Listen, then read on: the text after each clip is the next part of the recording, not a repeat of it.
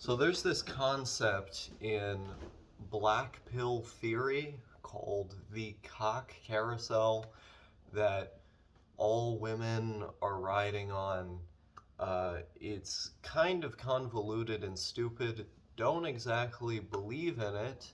I think it's based on a lot of assumptions that come from misreading data and statistics and also just plain old misogyny.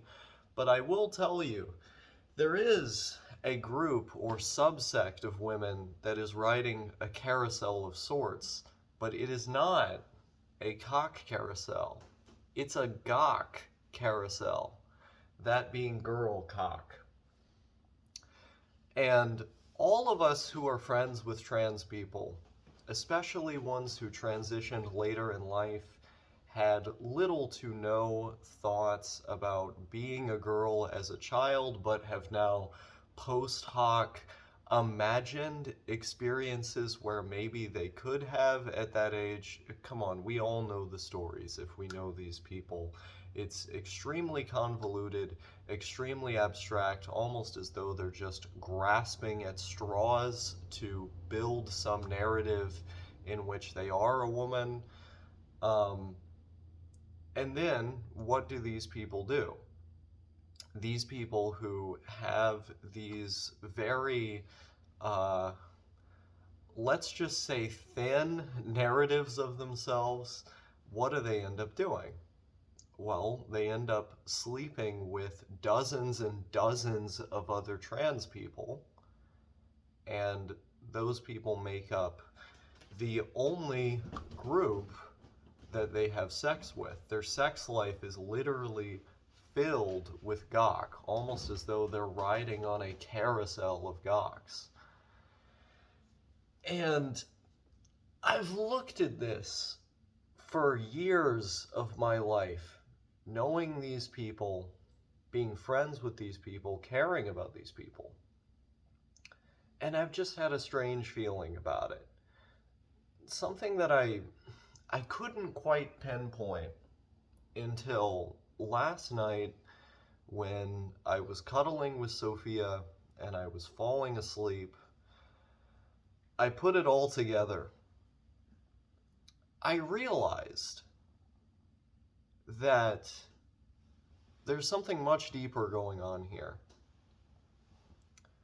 It isn't just this basic problem I have with the lack of monogamy.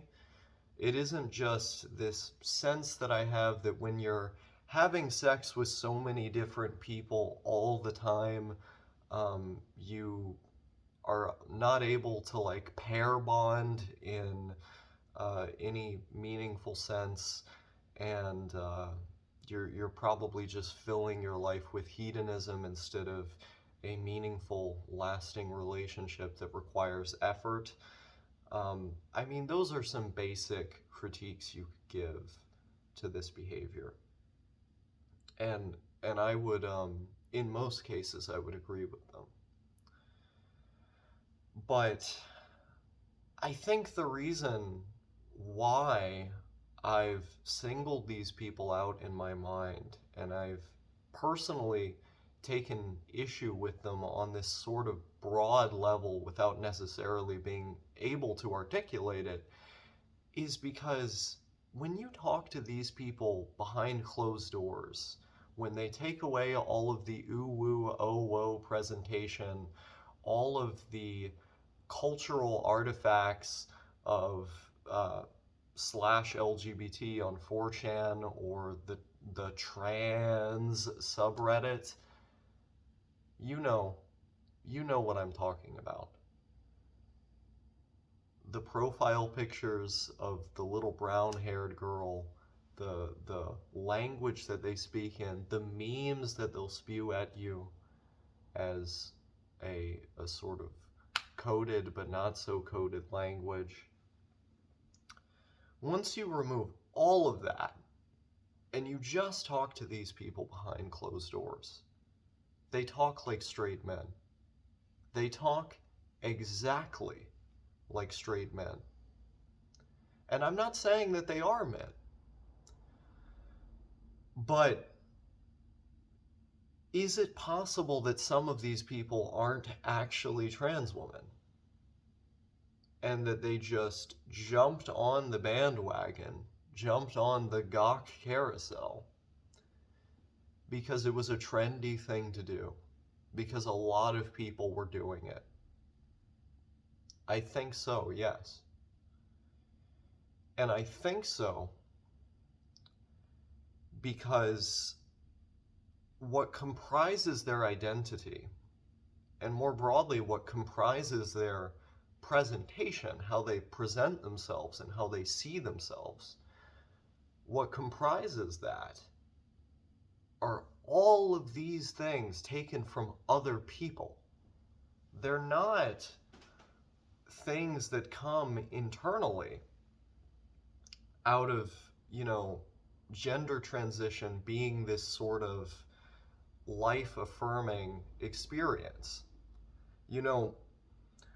I look at my fiance Sophia, and when I hear her talk about her experiences prior to transition, and when I look at the way she behaves and when I talk to her, it is obvious to me that she's a woman. There's no questioning it. It's just a fact. And it is obvious to me because everything about her, everything that makes her a person, is simply affirmed by gender transition. That all of those little things that were sort of undeveloped, almost like a child becoming an adult and then actualizing their personality, in a maximalist sort of sense, becoming themselves. Just like that child becoming an adult, there was a little girl that needed to become a woman. But the process to actually getting there was a lot more lengthy and confusing. But by the time that affirming experience occurred, by the time the metaphorical key, opened up the lock, there was the person behind the door. And that person was female. But I don't think this is the case for these people who are riding the Gock Carousel, these T for Ts who rape each other, who potentially shoot up school. I couldn't with that line. Okay, scratch that part out. Scratch that part out. I don't know why I was about to say that. Um, See, she's just laughing at me over there. Yeah, it's like where did that come from? Okay.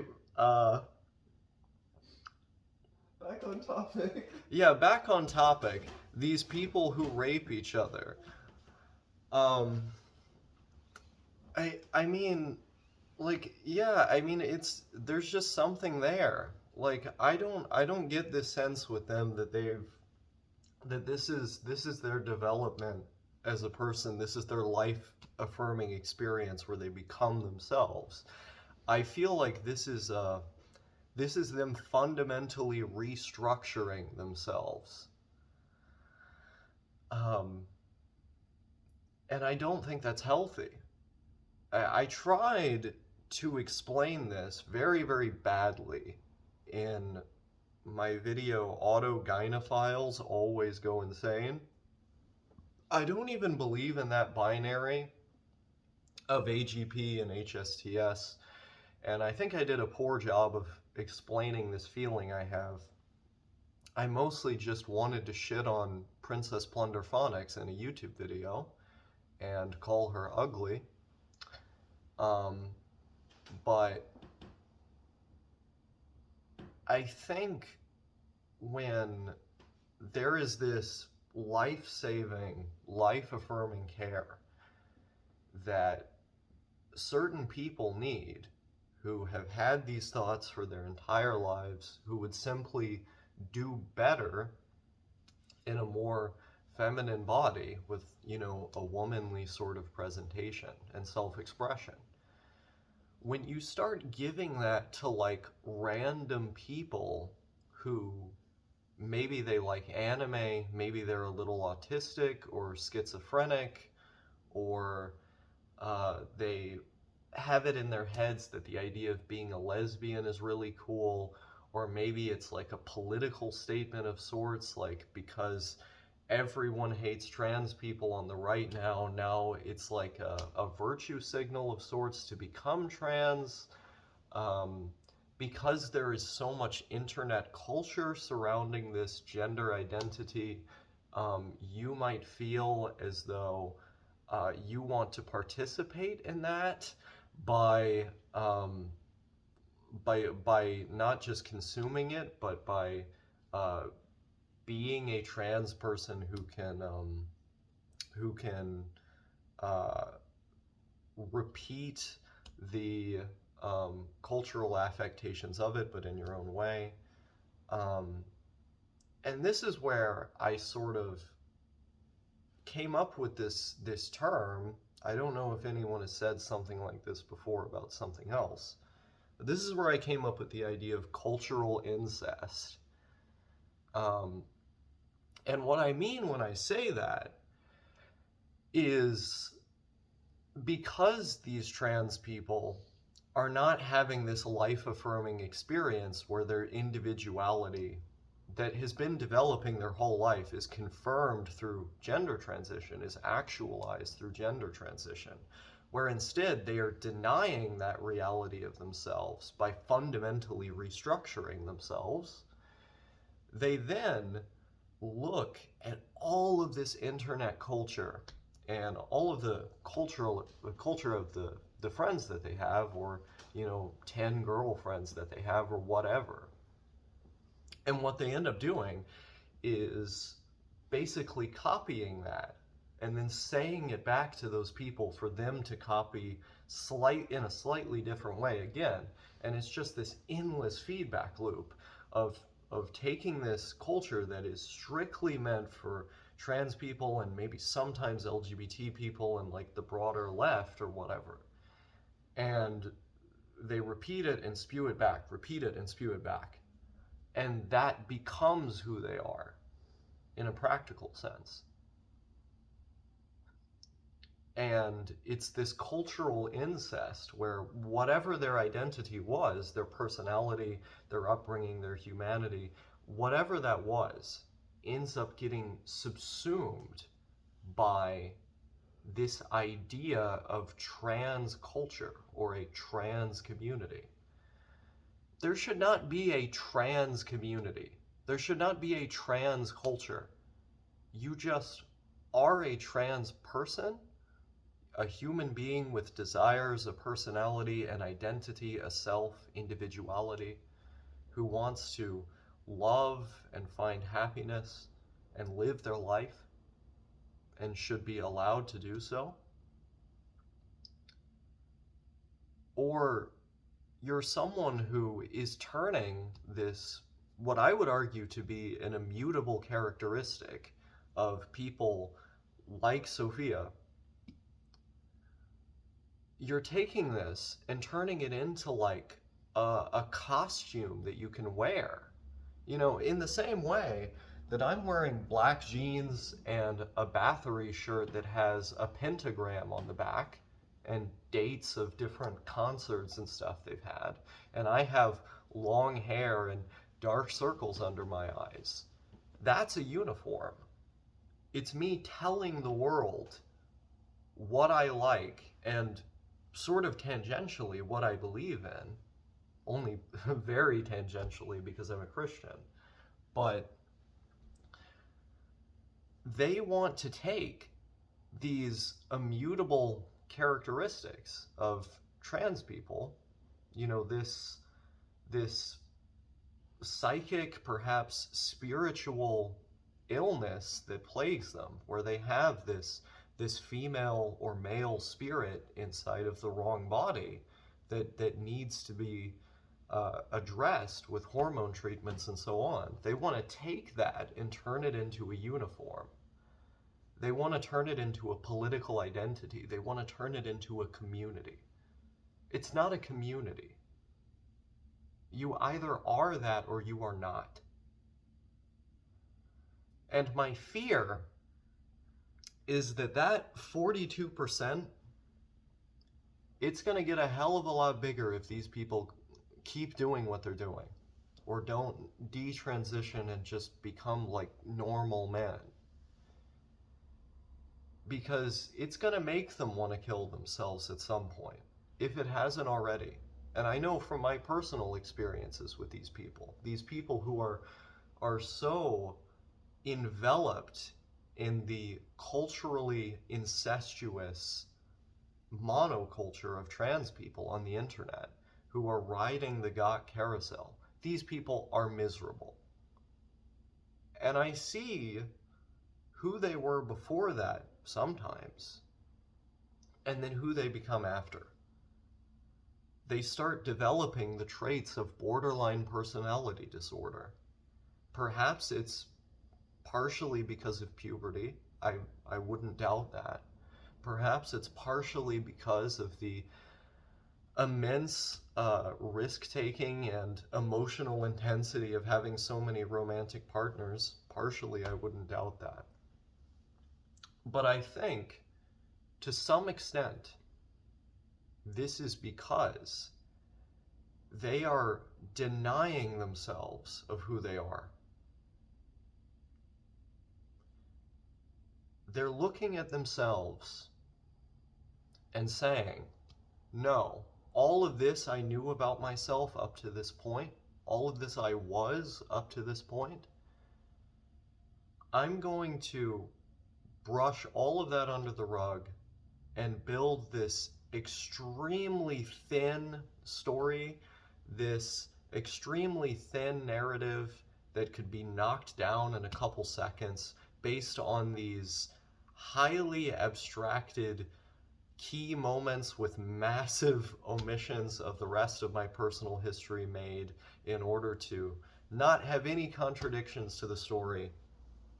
And I'm going to go with that and then completely restructure my personality around what all of these other internet trans people are doing. And then I'm going to build the trans orgy streamer house somewhere in Seattle, Washington.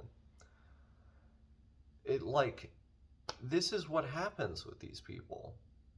And if you're having that alienated of an experience with your own life and with your own self, you're just going to kill yourself at some point. If you believe that reality is so fundamentally different from how it actually is, you're just going to kill yourself at some point. I know I was going to before I detransitioned. I came really close a number of times. And now, I couldn't be any further from that. The furthest I've ever been in my whole life, to be exact. And so, there's something there. You know, last night, I felt like I got a clearer picture of this, like I was articulating this. But I feel like there's still some big components to the story that are missing. And if I'm wrong, if you've made it this far into the video and you think that, please let me know. Please let me know why. Leave a big comment down below with whatever you might be able to add to this theory, because it is just a theory. It's me trying to put together something I feel like I keep seeing and seeing and seeing. These people do not seem well, and it's not the kind of mental illness you can just explain away by gender dysphoria or transphobia or discrimination. It's more like they're giving themselves gender dysphoria with what they're doing. And I think that should tell you just about everything you need to know.